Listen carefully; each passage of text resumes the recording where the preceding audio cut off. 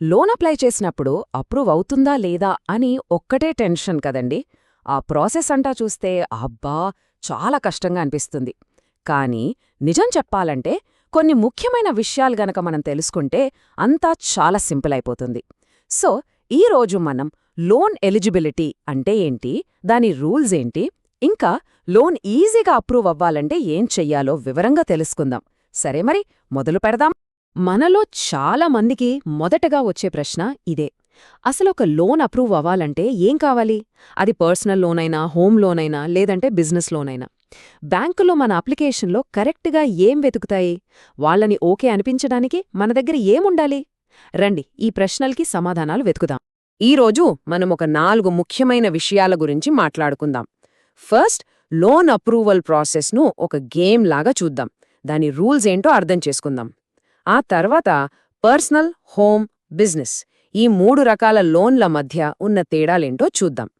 అక్కడనుంచి లోన్ ఈజీగా పొందడానికి మనం ఫాలో అవ్వాల్సిన కొన్ని విన్నింగ్ స్ట్రాటజీస్ గురించి మాట్లాడుకుందాం.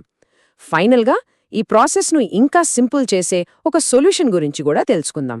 సో మన మొదటి భాగం, ది లోన్ అప్రూవల్ గేమ్. అవును, మీరు విన్నది కరెక్టే. లోన్ అప్రూవల్ ప్రాసెస్ని ఒక ఆటలా ఊహించుకోండి. మరి ఏ ఆటకైనా కొన్ని రూల్స్ ఉంటాయి కదా, అలాగే లోన్ పొందడానికి కొన్ని ఫండమెంటల్ రూల్స్ ఉన్నాయి.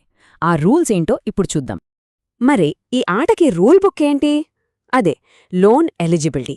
సింపుల్గా చెప్పాలంటే మనం తీసుకున్న అప్పును తిరిగి కట్టగలమా లేదా, మన ఆర్థిక పరిస్థితి స్టేబుల్గా ఉందా, ఇంకా మనకు అప్పు ఇవ్వడం వల్ల వాళ్లకు ఎంత రిస్క్ ఉంటుంది అని బ్యాంకులు చెక్ చేయడానికి వాడే రూల్స్ అనమాట. వాళ్ళు చూసేది ఒక్కటే, ఈ వ్యక్తికి డబ్బు ఇస్తే టైంకి తిరిగి వస్తుందా రాదా, అంతే. అయితే మన ప్రొఫైల్ను అంచనా వేయడానికి బ్యాంకులు ముఖ్యంగా ఏం చూస్తాయి? ప్రధానంగా ఈ 4 విషయాలు.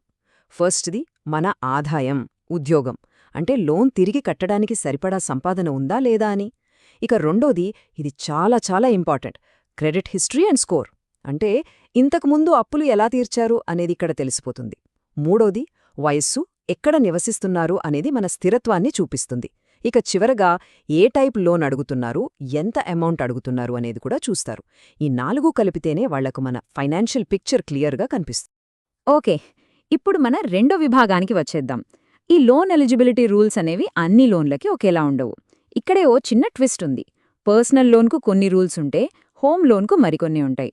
అలాగే బిజినెస్ లోన్కు ఇంకాస్త వేరేగా ఉంటాయి. మరి అవేంటో ఇప్పుడు డీకోడ్ చేద్దాం.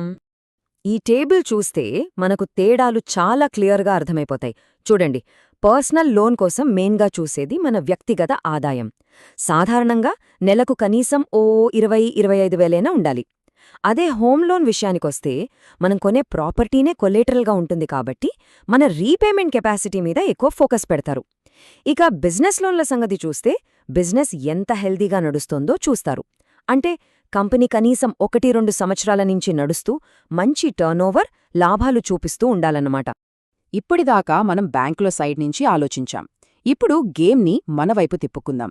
మన మూడో విభాగంలో మనం అంటే అప్లై చేసేవాళ్లం లోన్ అప్రూవల్ పొందడానికి ఎలాంటి విన్నింగ్ ప్లేబుక్ ఫాలో అవ్వాలో తెలుసుకుందాం.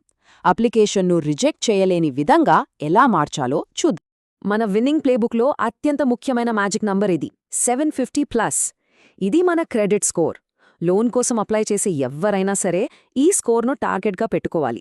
ఎందుకంటే 750 లేదా అంతకంటే ఎక్కువ స్కోర్ ఉందంటే ఫైనాన్షియల్గా చాలా డిసిప్లిన్, నమ్మదగిన వాళ్ళు అని బ్యాంకులకొక స్ట్రాంగ్ సిగ్నల్ వెళ్తుంది.